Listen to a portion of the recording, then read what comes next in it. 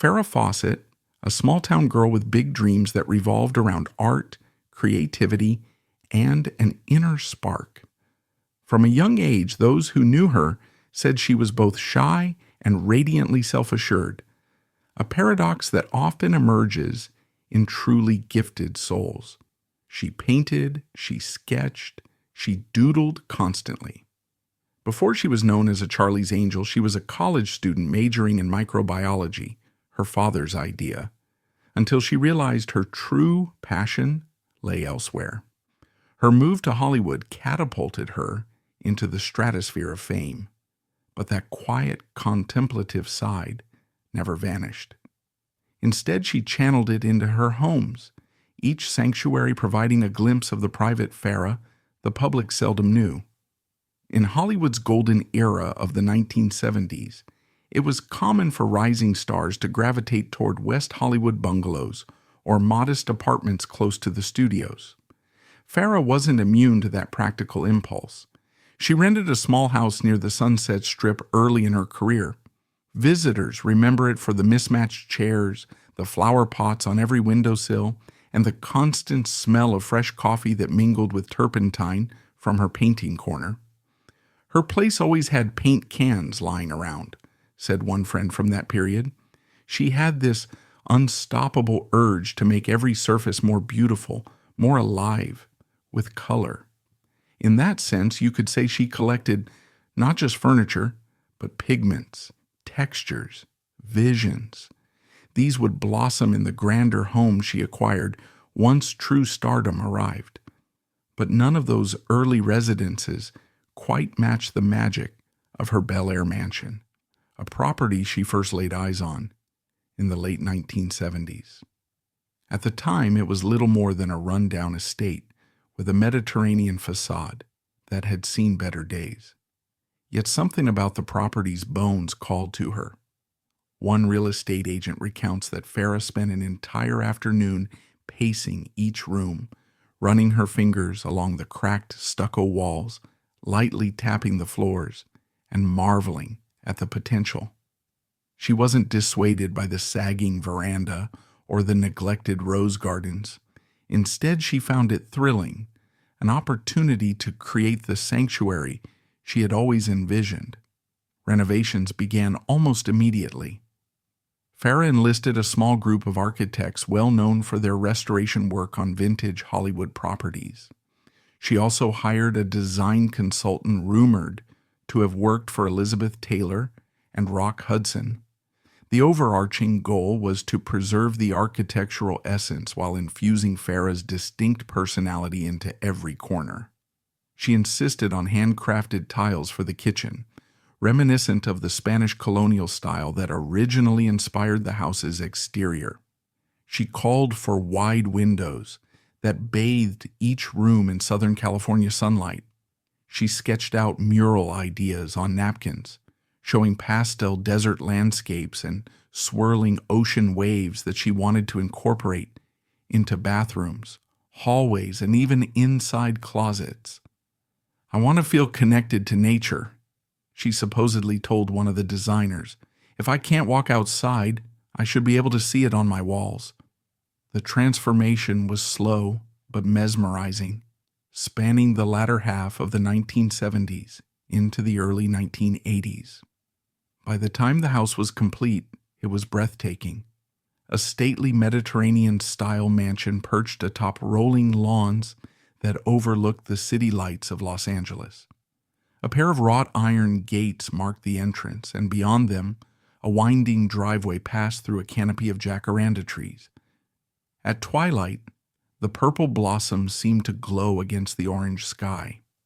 The main entrance showcased heavy double doors, custom carved from walnut, opening onto the grand foyer with its high ceilings, marble floors, and that chandelier that had once hung in a French chateau, or so the story goes.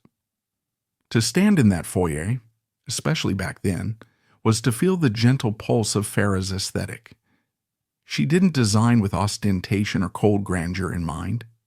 Rather, her touches were about warmth, movement, and flow.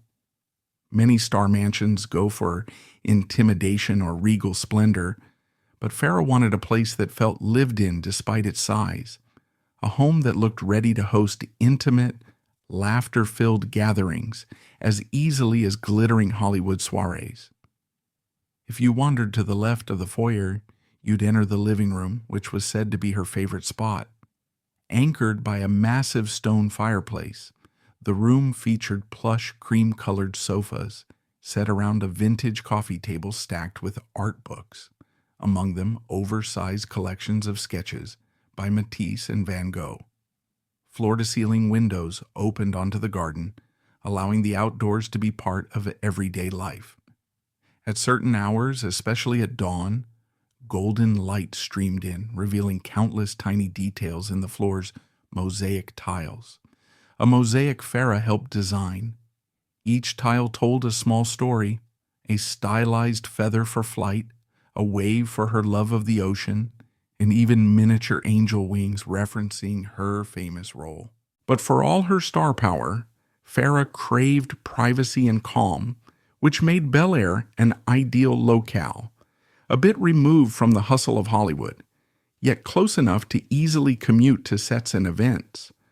The property itself was large enough to provide seclusion, with tall hedges and mature trees shielding the inner courtyard from prying eyes. You'd never guess that behind the tall gates lay a watery blue-tiled pool glinting in the California sun, ringed by white loungers. Past the pool and down a gentle slope rested a koi pond surrounded by stones she'd personally handpicked. "I feel peaceful here," she remarked in a rare interview about her home life. "I can think, paint, or just stare at the water." On some weekends, she'd even go outside in her robe, her hair unstyled to feed the fish, greeting them like old friends. Her bedroom, long rumored to be her inner sanctum, was a testament to comfort and personal style. Painted in soft shades of cream with splashes of rose, it had an airy, open layout that made you breathe a little more deeply when you stepped inside. She kept the decor minimal, no heavy drapes or oversized furniture, just a canopy bed, a chaise longue by the bay window, and a vanity table where she sorted through scripts, letters, and fan mail.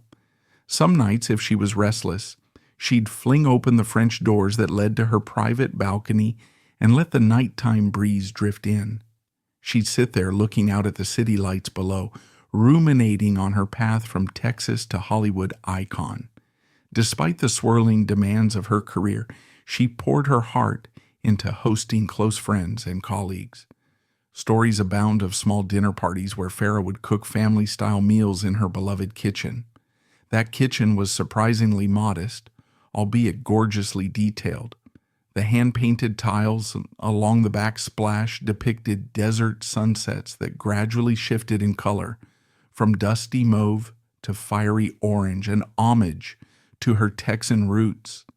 There was a sturdy oak butcher block, battered by years of chopping fresh herbs, vegetables, and the occasional attempt at a new recipe. Sometimes you'd find grocery store flowers stuffed into mason jars, an endearing sign that Farrah cared less about pretense and more about genuine warmth. People said that if you were invited to Farrah's kitchen, you were a real friend, not just another Hollywood acquaintance. During her relationship with Ryan O'Neal, the house buzzed with fresh energy. They hosted gatherings where the wine flowed freely, and music, ranging from classical guitar to the Eagles, filled the air. Guests would drift from the living room out to the garden, eventually strolling around that koi pond as conversations meandered late into the night. But no matter how lively things got, Farrah's personal ritual remained consistent. She often excused herself around midnight to retreat upstairs. She'd scribble notes in her journal, reflect on the day, and sometimes sketch new design ideas. One old friend recalled stumbling upon a scrap of paper on Farrah's desk that read, "A home is a living painting. Shapes, colors, feelings, always evolving." It wasn't her only significant property, though. Farrah briefly owned a beach retreat in Malibu, But it was a different world altogether, a minimalist modern structure with large glass panes that offered unobstructed ocean views. She would escape there when she craved the hum of the waves and the salt air. Yet while the Malibu place was tranquil, it felt more like a studio for her creative impulses, a place to paint large canvases with the roaring ocean as her muse. Visitors said it was stripped down, almost monastic, reflecting a simpler side of Farrah's personality, the side that wasn't concerned with fancy dinners or entertaining. She'd show up with an old sweatshirt, rummage in a mini fridge for cheese and crackers, and spend hours with a paintbrush, wind chimes jangling in the background. That difference between the lavish comfort of Bel Air and the raw minimalism of Malibu spoke volumes about her internal struggles, a longing for private introspection clashing with the bright spotlight of celebrity life. In time, though, the Bel Air mansion remained the anchor, the place she returned to after projects, heartbreaks, triumphs, and everything else life threw her way. And perhaps that's why, now that she's gone, the house feels almost suspended in her absence. The meticulously curated artwork still hangs on the walls, including one of her own oil paintings, an abstract swirl of pastel pinks and shimmering gold. Her possessions still occupy their rightful places. Down in the den, an original script from Charlie's Angels sits in a glass case, rumored to be the pilot episode complete with her personal annotations. Some say that once a year, a caretaker leafs through it to keep the pages from yellowing too much, but otherwise, no one touches it. Rumors swirl about secret spaces in the mansion. One persistent tale suggests there's a hidden vault accessible through a narrow passage behind the library shelves.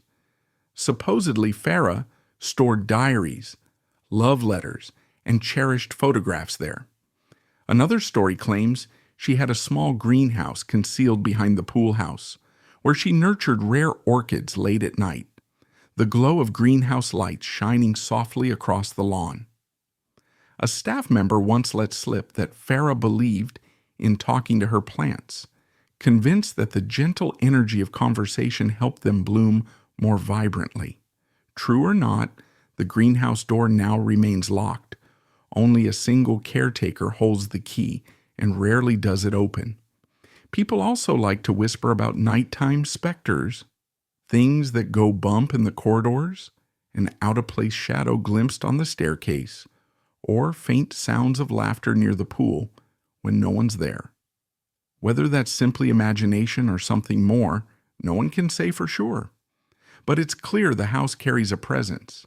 It's not malevolent, they insist, but it's certainly emotional, as if the walls are saturated with memories and longing.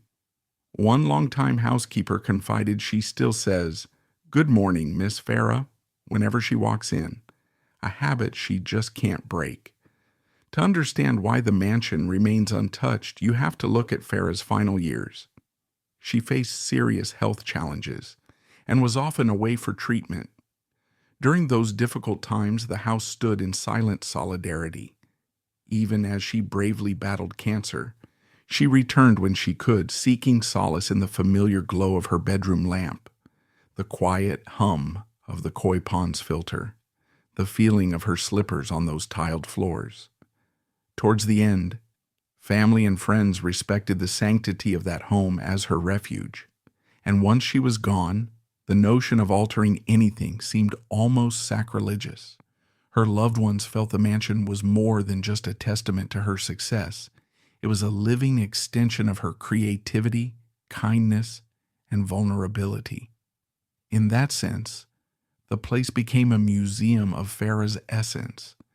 There's an argument that preserving it as is might prevent full closure, but there's also a powerful, almost spiritual comfort for those closest to her.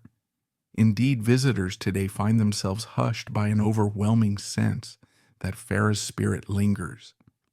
They see a half-finished painting in the upstairs hallway, a subtle swirl of pastel ocean waves, and wonder why no one has completed or removed it. Or they catch a glimpse of her hats stacked on a closet shelf, each one impeccably shaped, like they're waiting for her to walk in and pick out the perfect brim for the day's sunshine. What's especially intriguing is how her design choices illuminate aspects of her personality often overshadowed by her glamorous public image. Take her closet, for instance. You'd expect racks upon racks of haute couture. Instead, you'll find a fascinating mix. Yes, there are designer gowns and iconic pieces from her career, but there are also threadbare t-shirts, well-worn jeans, and battered cowboy boots. The arrangement suggests someone who understood the demands of looking the part in public, but also relished the comfort of casual personal style. This was a woman who might don a glittering gown on the red carpet, but at home would prefer bare feet on cool tile floors. Another telling area is her bathroom. It doesn't feature a massive tub made of rare marble, as many assume. Instead, it holds a deep, old-fashioned clawfoot tub, one she salvaged and had refurbished, because according to an old friend, she loved its shape, the curve of the porcelain, said it felt like a time machine to simpler days. Similarly, the garden reveals another dimension of Farrah's character. She was known to be fiercely protective of her privacy, yet she adored nature's randomness. So she ordered a formal layout for the rose garden, symmetrical lines, neat pathways, but then let wildflowers spring up in sections near the koi pond. The result was a blend of manicured perfection and spontaneous color, reflecting the dualities in her own life, the star who had to maintain a polished Hollywood persona and the free spirit who loved stepping barefoot onto damp grass. Despite the stark differences between her properties, the coastal simplicity of Malibu and the timeless elegance of Bel Air, each home signified an emotional moment in her life. Malibu was for introspection, for painting raw emotions onto canvas, for gazing at endless waves until her mind felt still. Bel Air was for living out her version of a star's fairy tale while keeping warm personal touches that grounded her. It was also the place she returned to when heartbreak or professional setbacks rattled her. She would arrive late at night, open that beloved bedroom balcony door, and let the city's flickering lights remind her that tomorrow was another day, full of possibility. To some, this entire arrangement might seem contradictory. Why preserve a home in stasis when the occupant is gone? The simple answer: love and memory. Those who cherish Farrah can't bring themselves to reimagine or refurbish the room she so thoughtfully created. Her brushstrokes on the walls, her footprints in the paint-splattered bathroom, the well-used butcher block in the kitchen, these speak louder than any memorial plaque or tribute. It's said that once in a while, a close friend or family member walks through the mansion at night, softly touching doorknobs and cabinet handles, as if to greet her. They might pause in the living room, recalling the evening she curled up on that couch, flipping through art books in search of fresh inspiration. Every corner is a story, every object a fragment of her soul. Of course, there are whispered controversies too. Family disputes over property, the occasional rumor that certain treasures have gone missing, or that some rooms might be locked away to hide secrets. People claim to have heard of diaries referencing complicated relationships or hidden works of art that never saw the light of day. A few tabloids allege that the mansion once housed an entire gallery of Farrah's private sculptures, figures shaped from driftwood and found objects that revealed her deeper, unfiltered expressions. No photographs of these supposed sculptures have ever surfaced, but the idea persists, adding another layer of mystique. And so the mansion stands, both a tribute and a riddle, a grand stage with no actress to bring it fully alive. Occasionally, a caretaker might polish the banisters or dust the chandeliers, but mostly the house is left alone, quietly collecting the patina of time. The bedroom curtains remain drawn in the exact position Farrah left them. The half-burned vanilla candles still sit on the windowsill.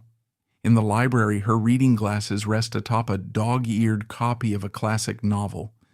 The impression is that she might burst through the door at any moment, exclaiming about something she just noticed in the garden or a fresh painting idea. One can't help but wonder, if she were to walk in today, would Farrah be comforted or unsettled to find everything exactly as she left it? Perhaps she'd laugh at how meticulously people have guarded her memory. Perhaps she'd move the furniture around again or paint new murals, determined to keep shaping her living canvas. This tension between memory and evolution is precisely what makes the place so compelling. It's neither purely alive nor truly inert. It exists in a delicate in-between state, holding on to the echoes of a life that was vibrant, joyous, and heartbreakingly fragile. Near the foot of the sweeping staircase stands a subtle table with a single framed quote, something Farrah apparently copied out in her neat handwriting and placed there. "We shape our homes, and then our homes shape us." It's an old Winston Churchill paraphrase, but it resonates deeply in this context. Farrah shaped that Bel Air mansion with her vision, her passion for color and art, her longing for comfort and creativity. And in turn, the mansion shaped her routines, her sense of security, the rhythms of her quiet nights and festive gatherings alike. Every tile she chose, every window she enlarged, every rose she planted around the grounds contributed to her sense of identity. By the end, it was more than a house. It was a living piece of Farrah's story. Standing in the main hallway now, you'd see glimpses of your own reflection in polished surfaces, as though the house itself is nudging you to reflect on how spaces define us. On the far wall, a simple sconce flickers, possibly because of an aging electrical system. In that flickering light, you might feel a pang of emotion. This place was once alive with her laughter, her footsteps, her open, friendly Texan drawl greeting guests at the door. And now it's so quiet, you can hear the faint hum of the air conditioning. You imagine her stepping onto that staircase in a robe, hair tousled, barefoot, and carrying a mug of tea. You imagine the hush of dawn as she scribbles a note about an idea for a new painting. The house holds these intangible remnants, like invisible footprints. People ask if it's healthy to let a home remain so untouched, but maybe that's the wrong question. A famous line from Farrah, some say she wrote it in one of her journals, goes, "We only pass through this life once. Our homes are the spaces where we can say, 'Here is my soul, painted on the walls.'" By leaving her Bel Air sanctuary as it was, her loved ones have given the world a chance to see where her soul once danced, even if it's in the hush of absence. There's a final story that brings everything into focus. A caretaker who has been around since before Farrah's passing claims that, on a late summer evening about a year after she died, he noticed the door to her painting studio, the small room adjacent to the garage, standing ajar. He swore he'd locked it. Inside, he found a fresh droplet of green paint on the floor, though no paint cans were out. Confused, he checked around for trespassers but found no one. Perhaps it was just a leak from an old container, but he told a friend it felt like a little sign, a gentle nudge from somewhere. In that moment, he said, he felt her presence so strongly it brought tears to his eyes. Could it have been her spirit reminding him that art and life are never truly finished, never truly closed? Whether or not you believe in such things, it's clear that this house remains a testament to Farrah's vibrant, ever-curious spirit. In the realm of celebrity homes, it stands out not just for its architectural pedigree or luxurious appointments, but for the palpable sense of the woman who lived there. Fame can be fleeting, but a home built from the heart endures. Perhaps that's the mansion's final gift. It whispers the truth that every star is more than just a face on a poster or a figure in a magazine. Behind the gates, behind the carefully curated images, lives a person who yearned for warmth, comfort, and creative freedom. Farrah's Bel Air estate resonates with that longing, offering a rare glimpse of a superstar's deeper essence. As you approach the exit, stepping back out onto the driveway, the late afternoon sun casts long shadows across the front lawn.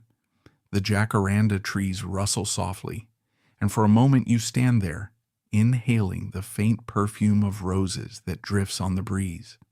The gates glide open, and you're thrust back into the real world, the domain of traffic, deadlines, and endless obligations. Yet part of you remains behind those gates in those corridors steeped in memory. You take one last glance at the mansion's grand facade, noticing again how it seems both regal and comforting, how it's both a Hollywood showpiece and a personal nest. What does this home reveal about Farrah Fawcett? More than any interview or magazine spread ever could, it shows the depth of a woman who balanced light and shadow, fame and solitude. It reminds us that behind a superstar's larger-than-life persona lies a life lived in private spaces, filled with small routines, secret hopes, joys, and heartbreaks.